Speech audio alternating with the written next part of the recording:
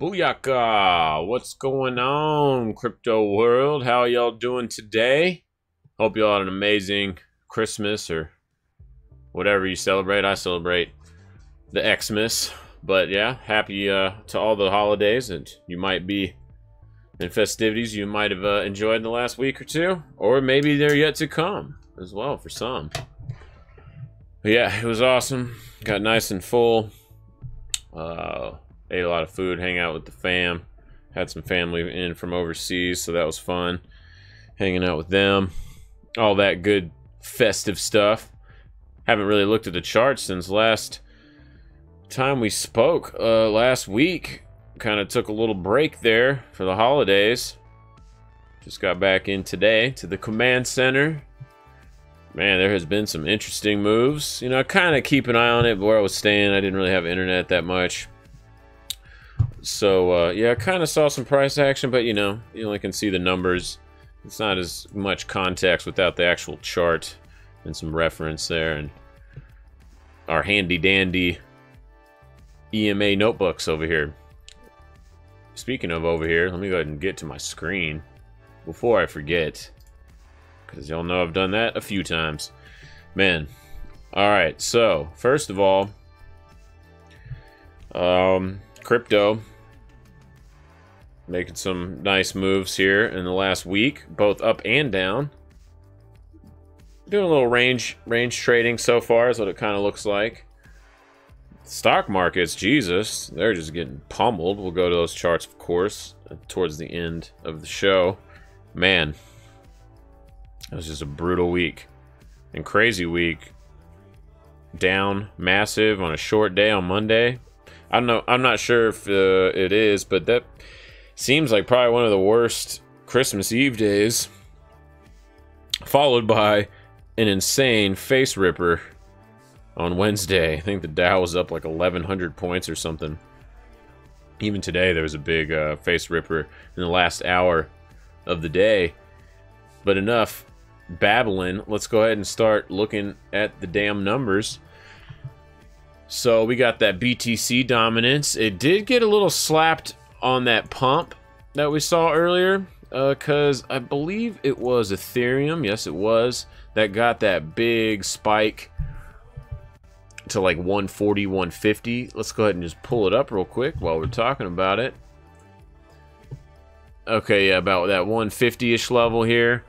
So when this was happening about, I guess, was that Christmas Eve, the dominance on Bitcoin went to about 50, I noticed, and it was kind of, which makes sense when you got Ethereum and some of the other altcoins were running up pretty hardcore. So yeah, it took away a little bit, but it's regaining it here in these sell-offs in the last, pretty much today, the latter part of this day. Ethereum's sitting down about 12%. Yeah, the last, what is this, after market close, I believe? No, lunchtime. So pretty much after lunchtime, it's been pretty bloody. Let's see here in the last day. Nothing up. Except, nope, nothing. Not even Doge. The mighty Doge is even down. How about, I'm sorry, that was the last day. Last week, Tron. Tron's looking okay. Let's go check out Tron. Because we'll always get back to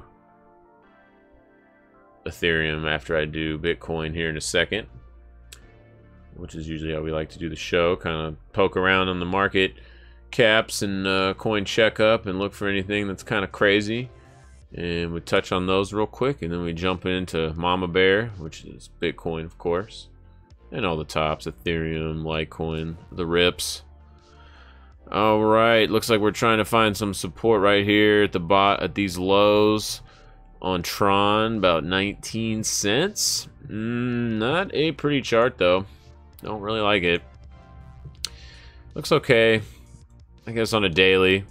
Can't really get too bearish until we get back below about, 16, 17 cents. So, still not looking too sexy though. On the hourly, we're probably looking, yeah, bears. Of course, this is probably how a lot of charts are going to look right now. Bears getting a little bit of momentum, and considering that is rebuilding after this big dump here, that's not the best sign for bulls. All right, let's just go ahead and jump over to Mama Bear. Let's get into it. Oh, I need to extend my box here. Oh, try to keep it the same though. Oh my gosh, what's going on? Now I can't remember where it was. There we go. It's about roughly right there. Alright, so this is the chart we like to look at to start the major TA session part of this. And you can see when last time we discussed kind of this run up here, and we got into this neutral zone, and after this pop, I was just 42 has just been a real hardcore level, technically speaking, and you can see even here with the price action getting kind of rejected around these highs so far anyway, around this area. Did find support briefly on top of our green box that we drew after this kind of broke out. This, if you remember and you go to our older videos, this actually used to be the red box of resistance and the green box was down here, but we took that off because I just like to keep cleaner charts. And if it could hold here, then I would possibly think about flipping bullish, but as I've been saying for pretty much this entire downward swing, if we don't get 4-hour candles that stack above it, above the 55, then I'm not even thinking about it. So we got that, and ultimately above that mid 4,000s level, it's going to be pretty tough to get past that. And if you want a little bit higher target, because everyone's probably thinking that 5200 is going to be a very important technical level. I'm not even thinking really that about thinking about that right now though, especially with this recent chop and back inside of our green box with a big engulfing dildo that just pretty much took all this action out, including the previous big rocket candle here. So not really a great sign. Price got accepted under these levels, hovered on the 55 exponential, which is kind of hard to see. Right, it's like right on top of the green box pretty much. You can start seeing that those are turning down, or the 55 is now turning down with the 21. But again, finding resistance, we're on that flip side, like I talk about a lot. If you want to keep it real simple, just 21, 55, maybe RSI. That's probably the simplest way you can maybe get any kind of edge. I don't know if that's the best word to use, but I hope that kind of makes sense, just to give you a little bit better clarity. Maybe we'll put it that way. So you can see this price action. It was still looking fairly decent. This candle is like my least favorite out of all this price action, just because it gave up, 3 days or so of business. And decent business too, ratcheting up right here on this candle.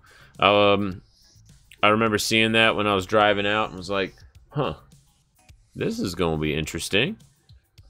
This could get some legs. And then, it didn't, obviously. And let's zoom in on the 1 hour and see if we saw that. Yeah, if you see on the 1 hour here, getting up in this 40, right under 42, and you can see the DMI pretty much got weak right here when it dropped right back below the 21 and just ping-ponged between there and the 55 for a second, and then it just rolled over. Also in that same time frame, you did get a little clue of the DMI over here, got into the power zone, and then all of a sudden this came out of nowhere.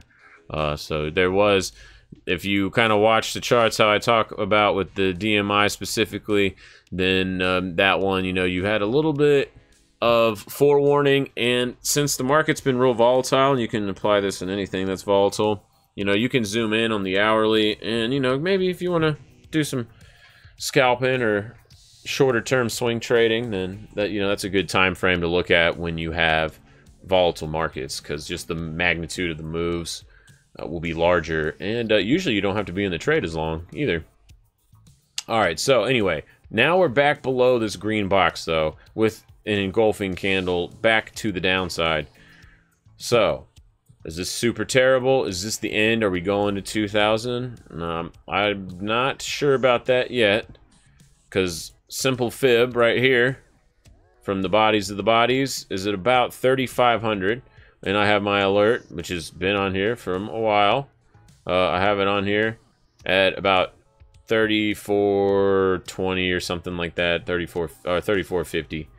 So I'm actually going to ratchet that down just a little bit more, because I'm going to go 3420. That's great. That's everyone's favorite number. Just give me a little extra cushion. But you can see this is kind of rolling over. The 21's rolling over back on a daily time frame, that is. Still in the neutral zone though, and this is why I kind of am leaning towards the bearish side, because we had two good attempts with price action. Bulls could have easily pumped in right here and got it going, but you can see on the longer time frame they didn't get in the bullish zone. On the daily, they got rejected right at the power zone twice, and now is getting sold off. Now, the one constructive thing about this price actions, I don't want to just be bearish, this is just kind of my initial reaction of this price, what it's kind of telling us. You know, you do have 4 hours getting a little bit crazy, but really until if we can't get back below 3,400, this could be setting up still for a decent, just a nice little pullback from this pump, because this was a pretty good pump. And just if you want to know, let's just go look. You know, that's about a 30% pump on BTC, which if y'all watch the other markets too, there's a lot of big movement. Bitcoin Cash specifically was a real good mover, which we talked about when it was hitting closer to 200. You know, it's just kind of getting to that resistance area. A lot of this 55 exponential stuff and getting rejected there. And now we do have a point of control slapped up here in that same area. Just more more evidence to confirm that 42 mid 4,000s is going to be tough to get over. And so if we can kind of bounce off 34, which we likely will, I could totally see that happening. That's a good support area, but you never know. Bears are still in let's see, control, and I think the 3-day and the weekly time frames. Yeah, on the 3-day, weekly, they have it on the 2-day still. Yeah, and they still have it on the 2-day. How about the 850? Nope, neutral on the 850, so that's okay.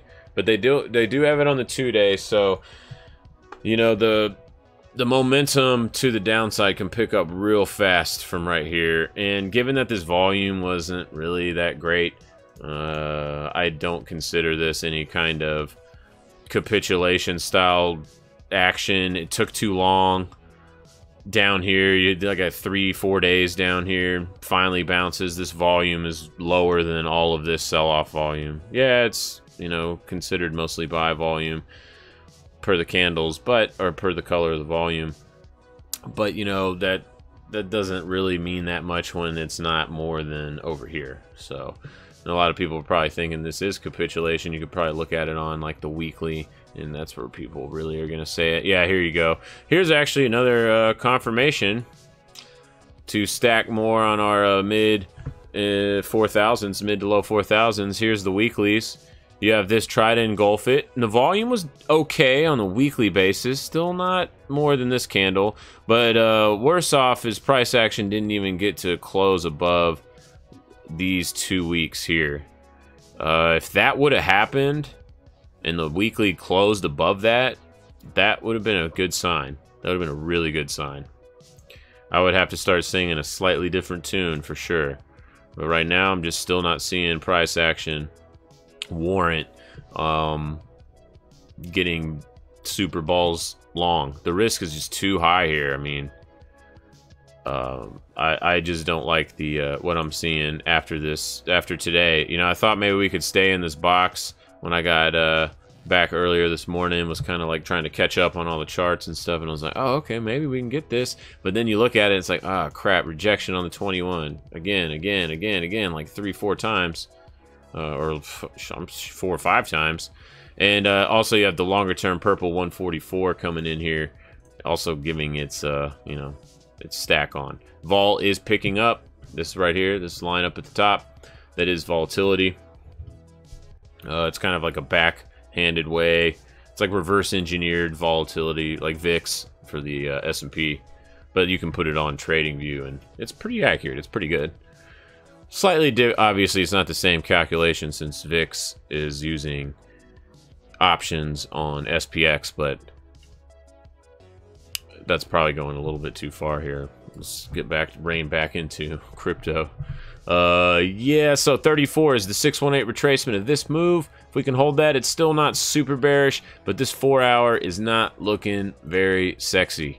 And now what you do have is continued rejection even on the hourly, and we're getting into this low forgotten zone with the bulls.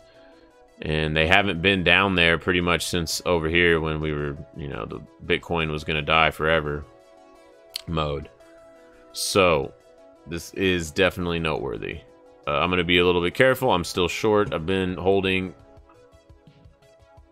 you know, my protective shorts on my hedge still, because again, I'm just, if we can't get above that 42 level ultimately on just a hard number, or definitely close a daily above the 55 exponential, I'm just like not putting that in my brain.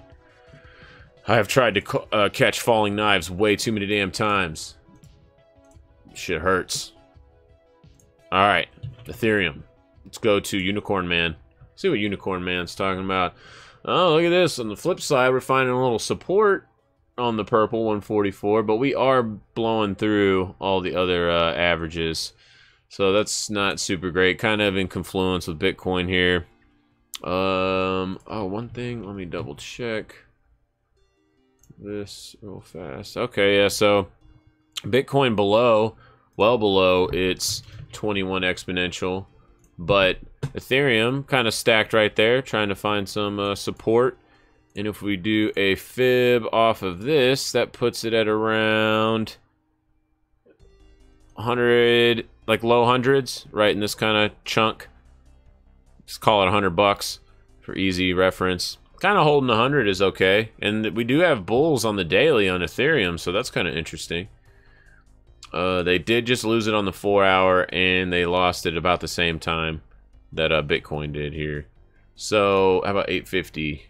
Still bullish, although very close to getting bearish. 3-day, okay. 2-day is actually in the power zone, so that's interesting. Ethereum, obviously with this big pump, let's see what that was percentage-wise. Holy crap, didn't realize that. That was 88% move off that low. That's pretty gnarly. That hurt some shorts for sure. So given that is a big-ass move, I mean, that's like 3 times the move Bitcoin did. So, you know, it'll be hard to kind of say, oh, it's Ethereum's like way stronger right now. Well, you know, it had the bigger move from the beginning, so. But technically speaking, even on the 4-hour is the only time frame where it's bearish, besides obviously the hour. Daily, though, is still trying to hold on. I wouldn't hold my breath on that one, though. Coming down to test 100 is probably pretty likely. Let's go to Litecoin, the LTC. Charlie Lee. Oh gosh, already know it. Everybody's calling Head and Shoulders over here. I can hear crypto Twitter right now. There it is. And you know, this is better than what they usually do. Usually crypto Twitter is like, you know, you don't even have anything. It's like, I mean, it's just so funny. It was really hilarious to me. They're like, oh, here it is. This is a good example. Like, you don't have any of this price action. You're like, right there, boom.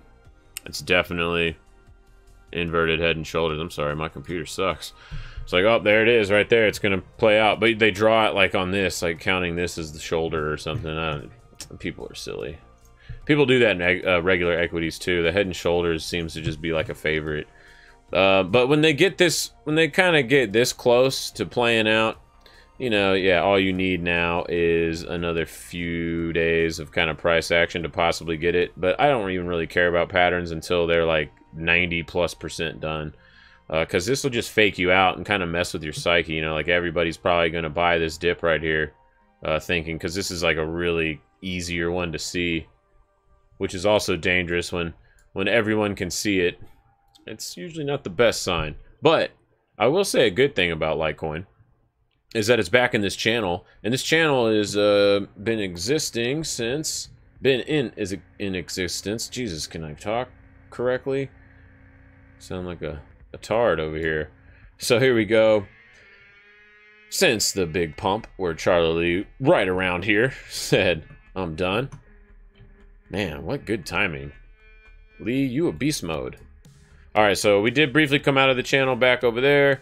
Just real quick right here. Twice on this one. So this actually is pretty decent. And that's why it's like I don't want to get super speculative short right here. I'm only just hedging. until we get back below in the low 3,000s, really below, you know, that 3,400 we just talked about. You know, because there is a little bit of constructive action here, but it's just a little too early. You know, I don't want to, like I said, catch knives. I've had very bloody hands from that, for sure. And way too many times, too. Like, it'd probably disgust you how many times I did it if I told you. Just one. No, I'm just kidding. Like 1,000. So 4 hour. Kind of looking a little Ethereum-esque. Except it is below its 21 though, so that's not great. And it's actually below its support lines here, or support dots, the blue dots, so not the best action on Litecoin. Let's see what Litecoin moved. Bear with me a little bit for today's show, please, because you know, I gotta catch up on some charts here. 60%, so not quite the move Ethereum had. Still very nice move, but not 90%. So that is kind of fitting with relative to their runs before. But yeah, so be careful. Again, y'all know it's about Mama Bear. Litecoin did give us the signal a little bit earlier, though, to be fair, back over here. And we did a show and talked about this here. We were like, it's funny because we were like, oh man, we need to see price kind of build above it, at least on a handful or so of 4 hour candles on the orange line, our 55 exponential. And Litecoin did it first, which is interesting. Litecoin's usually not the leader. But yeah, it's definitely getting into dump mode here. Let's see if it finds support. Let me bring this across on this trend line, which is a channel from its all-time highs. So yeah, so this is going to be like really crazy. We break below these lows that we just made, these local lows. Put your seatbelts on for sure. All right, enough of Charlie Lee. Let's get out of there. Let's go to Rips. Oof. Kind of looks like Litecoin's chart a little bit, but worse. Yeah. Daily looks a lot like it. Still bullish, though, on the daily, so that's interesting. That is definitely noteworthy, guys. Hourlies don't look good at all. This price action, this type formation is terrible. And on the 4 hour, they definitely don't look good either. Look at all this negative divergence in this pump here.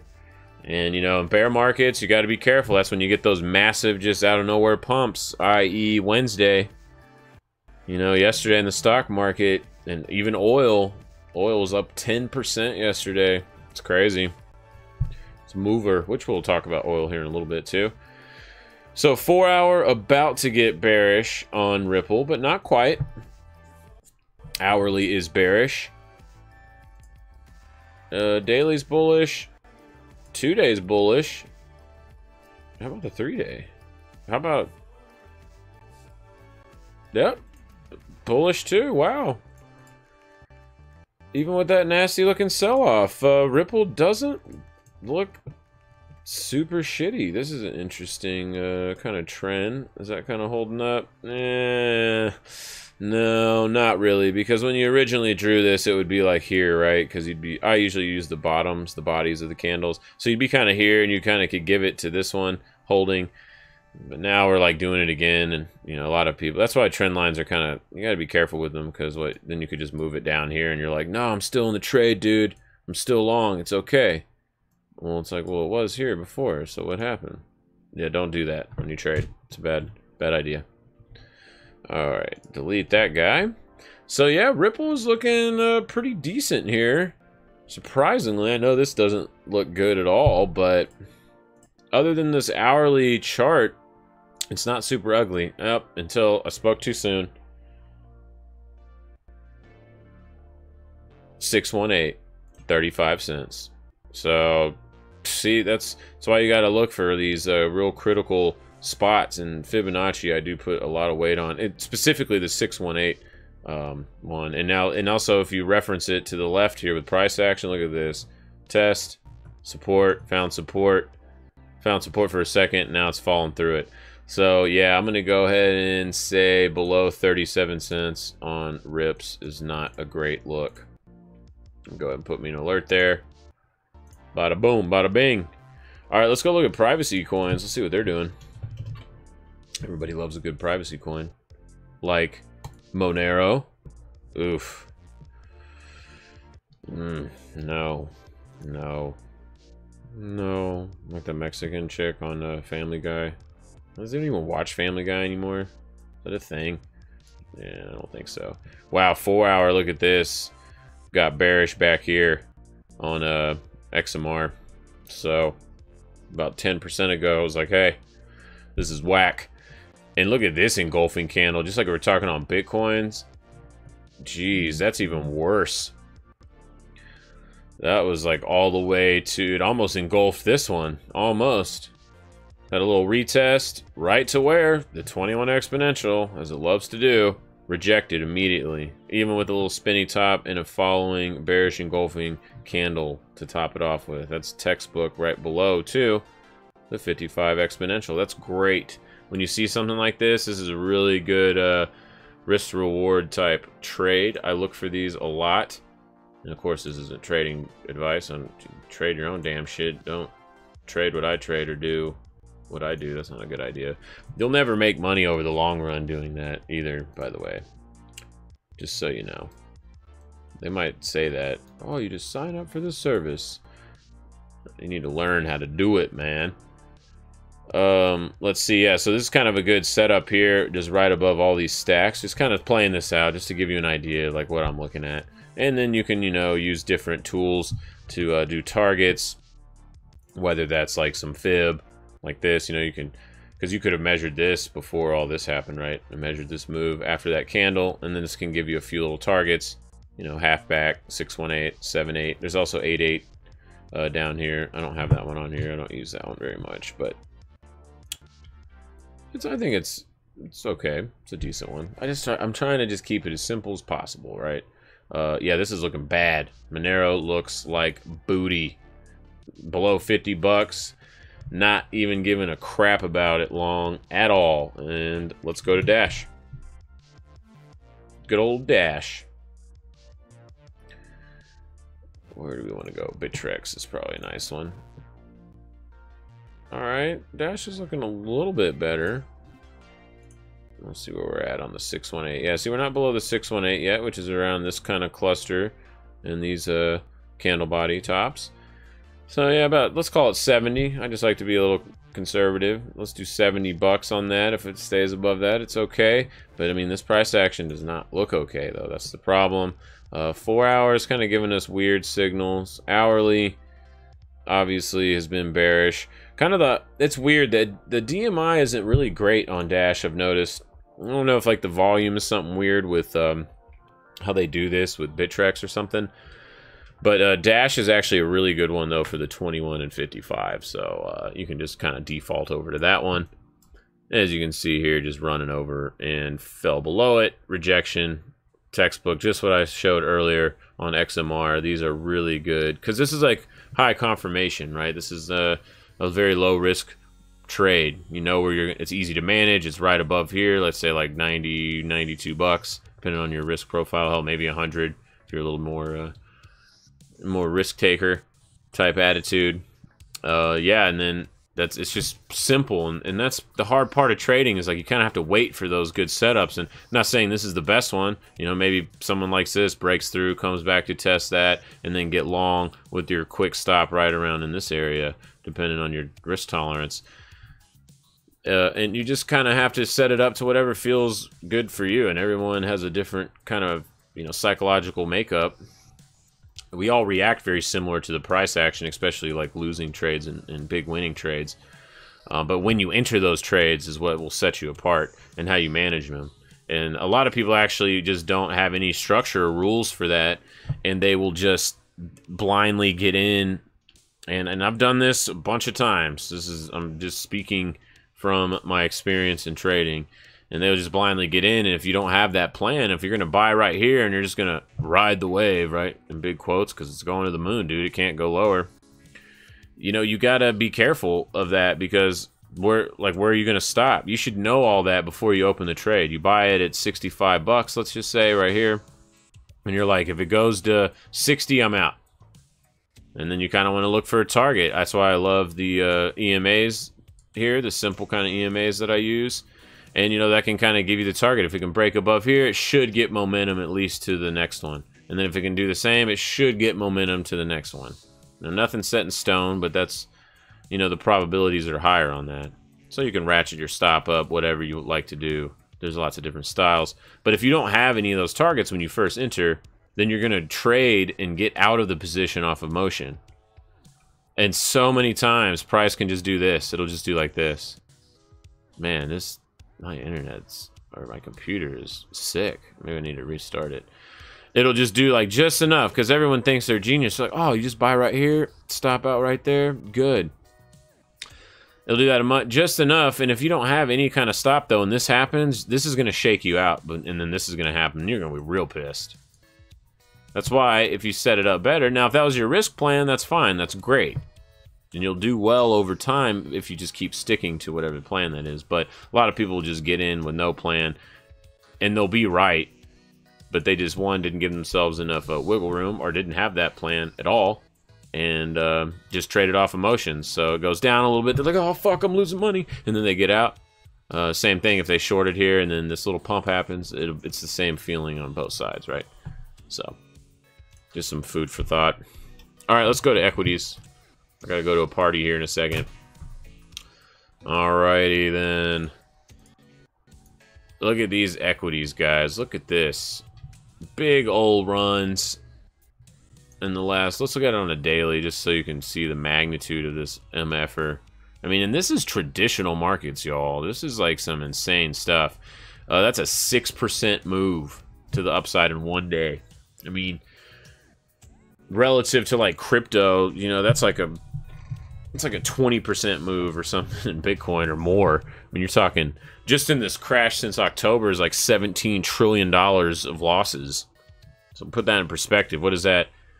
The whole crypto market cap, it's not even like 1% of it. Like, that's crazy. And I don't think it is. I'm just kind of doing the math in my head real quick as I talk, but I'm pretty sure that's crazy. It's nothing. Did have a decent follow-through day. The volume isn't really great, but this is on the ES. Sometimes it's better to like look at SPY. More people are trading that than futures. It's more accessible. It's not as scary. People are scared of futures for some reason. Oh, let me put some horizontals on this guy. Oh, I'm going to have to go in there and change the colors. Ah, damn it. I'll do it later. Yeah, so this has been selling off hardcore, as everybody knows it, at Christmas parties and stuff.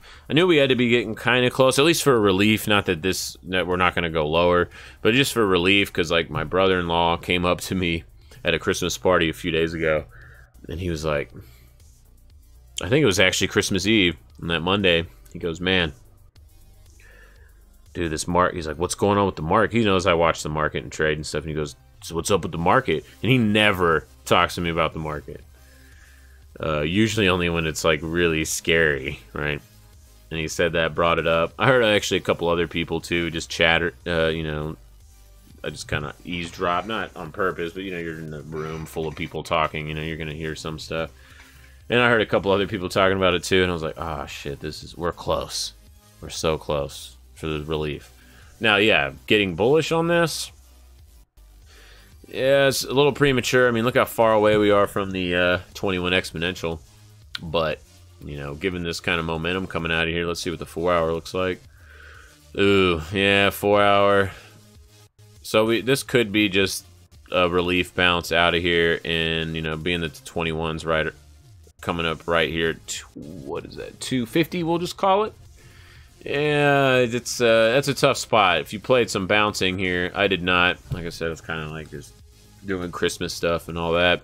Didn't want to be attached to the computer, but if you kind of played that, if I played it, let me put it that way. If I played it, I would definitely be taking some longs off the table or hedging, maybe selling some calls against it, something like that. But yeah, on the daily though, you know, this, you could call this kind of reversal-esque. You know, that is engulfing.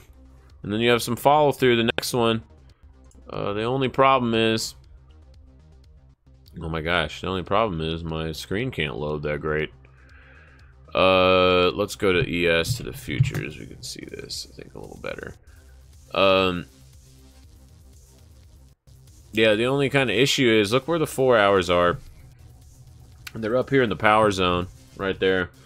And y'all know this is what happened with Bitcoin not that long ago before that big pop to the upside. When you have both of them battling real close to the power zone, there's a big ass move coming up. And so if we zoom in a little bit more on the hourly, you know, you'd have to default to the bulls on that one just because they're in control in the lowest time frame. For short, I'm talking short-term moves here, guys, not long-term. I wouldn't say that for like the long-term shit. We're so far below the 21 exponential. It's like whatever, doesn't even matter yet. Can't even think about getting super long until 2570. And you know, it's actually really dangerous even to play long. This trend has clearly been down for 2 months. Like, you should probably mostly look for shorting opportunities on bounces, not trying to catch the knife. Again, that's a really bloody game, that's for sure. But if we zoom in on the 4 hour, you can see we finally got over the 21 on the 4 hour. Had a little pullback. Nice big candle back up, but found resistance right here at the 55, just like we have been this whole time. So to be fair, this is actually probably a really good shorting point from a risk to reward standpoint and where the chart is in price. Now, I'm not taking a short here, though. Maybe, possibly, we'll see what tomorrow brings, but not today. I thought about it, but it's kind of like, well, with this cluster here, there's a big move coming out, and yeah, that definitely could be the downside. But given that this has just been so damn brutal, and look how this weekly's setting up too. Tomorrow it will close, obviously, at 5. At 5, what the hell am I talking about? At 3 p.m. And so if we can get this price action above 25 and close on the ES on this weekly, it's going to look pretty good. And maybe get this volume poking out of the average, which is just anything above like that gray zone. So yeah, kind of constructive price action here so far. I kind of like it. It's got me a little bit excited, but not too excited yet. I would love to get super excited. Y'all know I've talked about that a little bit on this stream, especially talking about oil. So NQ is going to be one that's a little concerning to me on the charts versus the ES and everything. Those look great. The ES and the Dow Jones look nice. NQ and Russell, though, have this kind of hammer type candle. It does have good volume, but it's in an interesting place. It's not down here. It's not this one. You have the engulfing, and then you have a hammer at the top of this range. This is kind of like a little indecisive, I feel like, which I don't like, especially with tech stocks, because, you know, they've been kind of the big boys of the group for a while. So this is a little bit concerning to me, but I can't, you know, I try to just not trade my concerns or feelings. Technically speaking, as long as we're above like 61.50 and below that about 6,000, you know, you can't get super bearish again. This is a nice reaction off of these lows, but again, yeah, I see the 4 hour is providing some resistance so far, just like we talk about on BTC a lot. Just keep an eye on it, though. This could be some shifting momentum in the markets, especially given how today closed. We had a massive rally at the very end of the day. Lately in the bear market, we've been having big sell-offs later, so that is a little bit shift in behavior. Watching that very closely. The Russell, same deal. Just looks like I was explaining about NASDAQ. Here you go, hammer, almost exact same chart. And then I didn't bring up the Dow. If you look at the Dow, though, it looks just like. Actually, no, it doesn't look as good. Yeah, it looks like the ES. These are a little bit bigger. They are kind of still hammer-esque, but they're not like super thin like the other ones. And that is on the futures. On the cash index, let's look at those. See, it looks a little bit better. Russell does not look good even on the cash settled. How about the Dow Jones? Dow Jones looks pretty good. How about NDX? NDX looks pretty good. So still, Russell, and it's been the leader in this price action for a while. So That's why I'm going to be a little cautious here. And look at this, VIX breaking out as well of our consolidation zone, which just VIX does not usually do this. And here we are, breaking above 30, even on a day that goes up so much. Shows you going up fast can bring volatility in too. So man, yeah, this is interesting. VIX looks very strong right here, which is weird. It's like, what the hell? The VIX can be strong? Apparently. Yes, it can. But do be careful, as DMI showing us all this strength right here is below this big move here and well below this move. A lot of people are starting to call for big sell-offs now, and, you know, VIX going to above 50. So, not sure what that means, but it does seem to be normal banter. All right, let's go to oil. Oil had that big ass 10% move. That looks pretty good. It hasn't had an engulfing reversal type candle like that in the whole downtrend all the way since like 70s. Here we are in the 40s. Massive move. But yeah, so that's a decent sign. You do have some divergence building up through the last few weeks on there. Let's look at the weekly. Weekly looks okay. Needs to get a little bit more strength on the high. That's not going to be that great of a candle if it closes just around here tomorrow. So oil trying to get out of there. Let's go to 4 hour. Yeah, you can see it hovering right here around the 21. Not too sexy a price action. Gnarly move off of this. So that's the only kind of hopeful-ishness you have for oil bulls, but the problem is, you know, when you get this kind of sell-off, it's not that hard to pump up and get everyone super excited. A lot of people shorting, you know, most retail people probably didn't even think about shorting it until in this range anyway. Fuck, probably even like over here below 50. Still probably okay trade, but yeah, I don't know. This is not my favorite type of pattern setting up here. Bearish on the daily. Bearish on the 4 hour, neutral on the 1 hour, and bearish on the 850. So oil still looking pretty shitty. Again, rejections from the 55 on that 4 hour. Gotta wait for that daily to get back above this 21 exponential, and I cannot wait to get long oil. Y'all know I've been antsy about that for the last few weeks now. Gold, big mover. It's been doing great. It finally caught up. I guess maybe everyone's like, fear, it is real this time. It's scary out there, because gold usually does move in safe haven or safety, you know, searching kind of assets. They're like, oh shit, it's getting crazy. Everything's gonna, Trump and Z are never gonna be friends. Oh my god. Dow's going to 50, man. So, GC, man, nice move, gold. Looking really pretty awesome right here. Getting into kind of a lot of resistance, though. But, man, above 1260, 1250, this is looking like a pretty damn sexy chart. Outside of some crazy-ass dollar strength, and I'm not really seeing a momentum slow down on this guy yet. Let's go look at GDX. GDX, that's the miners, junior miners, if you didn't know. Kind of not really participating near as much. Gold's above its long-term moving average, this gray line. Still quite a ways. You know, that doesn't mean that it can't catch up, but look at this weird price action. Some weird candles, man. I don't know. Not a big deal. Just keep on watching it. GDX is a funny instrument, but look at it ratcheting up. It's a 21 for the most part outside of this little fluke. But yeah, gold looking pretty decent as long as it stays above that mid 1200 level. All right, BTC, Mama Bear, bitches.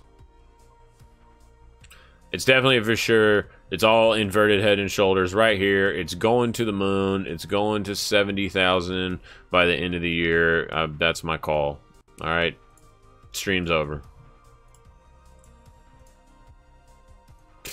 No, definitely not. Definitely not. Now, this, again, is not good price action. It looked pretty damn sexy until this big-ass candle. And then this acceptance at price well below all of this. And all your moving averages. Not sexy, guys. Not at all. I don't like it. But if we can hold that 34, test it, maybe even come in, breach a little into the 3300s, and then snap above it. Okay. Do I think that's going to happen? No, I do not. I think we're coming in to test the lows again. I don't think this was a good full test of this range. How many times did it touch 6,000? Like 9? You know, it's not going to just come down here once. That just seems way too crazy to me. It just doesn't really fit with my experience trading either. Like, we're going to dump off, stop right here, had 3-4 days on the lows, and then we're just done and never come back and test 3,000 again. Could it happen? Absolutely. Anything can happen. I don't think it's very likely, though. Bearish hourly. Bearish 4-hour. Neutral on the 850 and on the daily.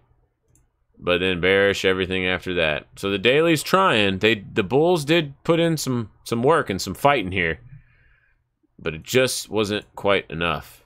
Yeah, that doesn't matter. I just wanted to see what it kind of looked like. Yeah, not super great here. And since this box has been breached, you all know what we like to do. Goodbye. It was relative for a while. But now price is different. We have a lot more information. You got to redo it. Change is very important in trading. One of my trading buddy's mentors, he said, it's okay to be wrong and you will be wrong, and it's all good. It's part of doing business. But admit that you're wrong and change your fucking position. I don't want to, I usually don't like to cuss, but that's direct. Maybe shit or something, but the F word's powerful, man. No, but yeah, that's kind of what he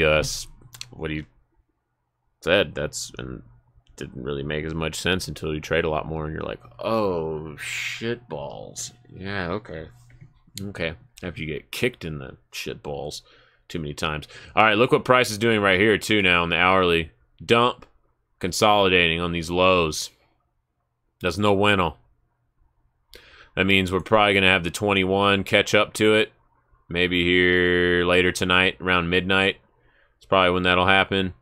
And we'll see what goes on from there. But this is kind of setting up to just be droopy, more droopy price action. And again, it's really hard for me to believe that we'll come down, barely touch 3,100, and then just rocket from there. I feel like we're going to have to test this at least one more time, even if it's for a day or two, whatever. But I think we're coming back down here to test that. So below 4K, forget about it.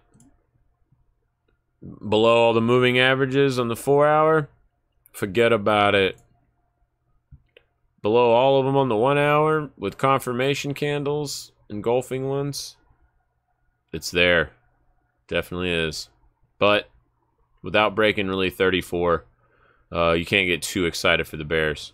But it's damn close. So, be careful out there. Appreciate you joining me.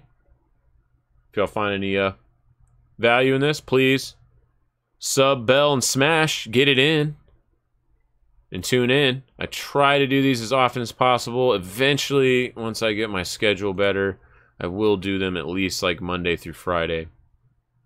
But yeah, when I first started, I wanted to do them every day. It's just a lot more time consuming. Plus, with everything else that people do in their lives, it's hard to squeeze in all that extra stuff. And now that I also have another member of the family, I don't want to not be around with him all the time either.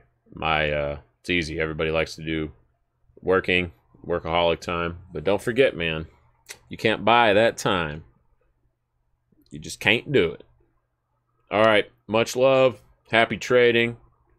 Watch those levels. If you don't want to, remember and you want to be dynamic, watch this hourly 21 and 55 and see what happens. But bears are in control right now on the backing control, I should say, on the short time frames on Bitcoin. And you can really see that here on the hourly. And yeah, if these bulls get back below in the forgotten zone, down in this lower part of DMI, that's going to be kind of the confirmation that this is going to get a little bit most scarier. And with that, right before I sign off, I better adjust this because that was my target before. It was 44. Did not get hit. Got close. That was going to be like, hey, maybe we need to get bullish. But no, didn't get there. So I'm going to ratchet this guy down to 39.50. Bam. There it is. Right above all this cluster. It's my story. Sticking to it. Again, I'll see y'all soon. Peace. This has been Z-Rex with No Noise.